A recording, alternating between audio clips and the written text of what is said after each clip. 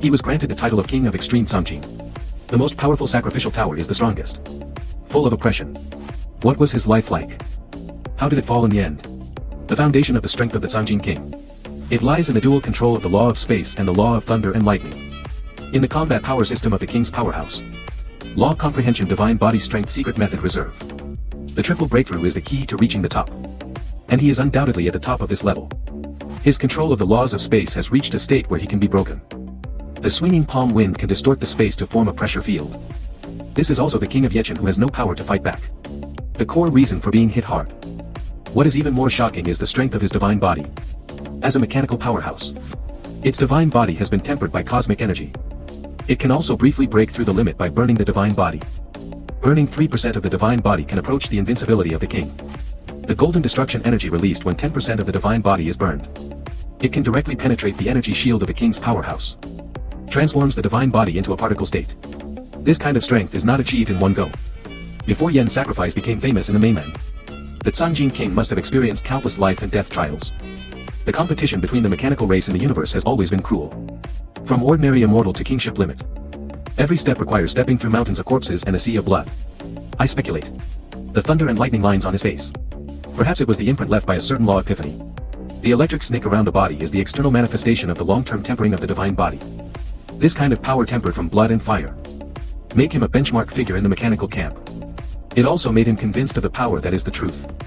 The battle for the sacrificial tower on the Yen sacrifice continent. It is the pinnacle swan song of the life of King Cangjin. It was also a turning point in his fate. When 6 tokens were gathered, they gathered. When the gate of the sacrificial tower slowly opens. The eyes of this extreme powerhouse only had the light of treasure. But he never realized that greed had woven a net of death under his feet. When I first entered the pagoda, the King of Cangjin and the King of Purple Bell, Suika forms a temporary alliance. In fact, each of them has a ghostly pregnancy. He pretended to cooperate in the battle for the treasure chest. In fact, he used the power of his teammates to contain Luo Feng's side. This kind of strategy of leveraging strength. It is the wisdom of the survival of the strong. But because of his extreme selfishness, hidden dangers were buried.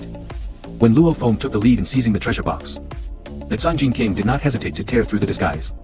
Detonated the 6 kings' melee. He destroyed half of the Yechen King's divine body and soul with one palm. Its terrifying combat power made the sacrificial tower tremble.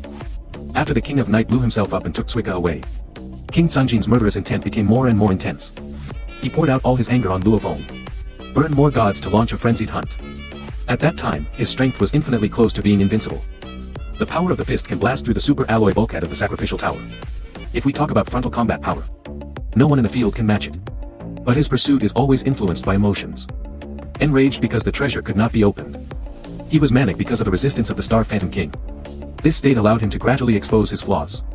A truly strong person should be as patient and restrained as Luo Feng. If you don't take action, that's it. A shot will be earth-shattering.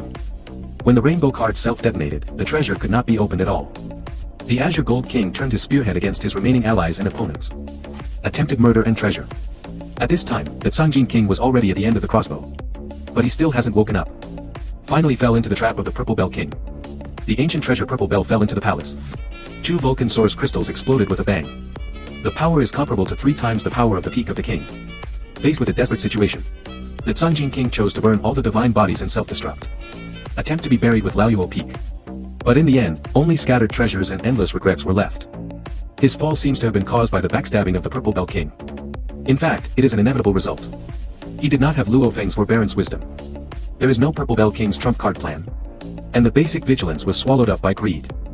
As shown by the laws of the universe that devour the starry sky. No matter how strong the individual, if controlled by desire, in the end, it will be defeated by variables. The life of King Cangjin. It is the epitome of the survival law of the strong in the universe. It is also a tragedy dominated by desire. As a mechanical powerhouse, King Cangjin's thinking may have the limitations of the race. Over-reliance on divine bodies and secret methods. Ignore the people's hearts and the judgment of the situation. The technological advantages of the mechanical clan give him great combat power. But it also allows him to form a mindset that strength can solve everything. This formula is invincible in a simple battle of combat power. But it is vulnerable in a multi-party game like the Sacrificial Tower. After the fall of the King of Cangjin, his treasure became a trophy for Luo Feng and the Purple Bell King. His reputation gradually dissipated in the universe. But the thinking left by this character has never faded. He is like a mirror. It reflects the survival dilemma of the strong in the universe.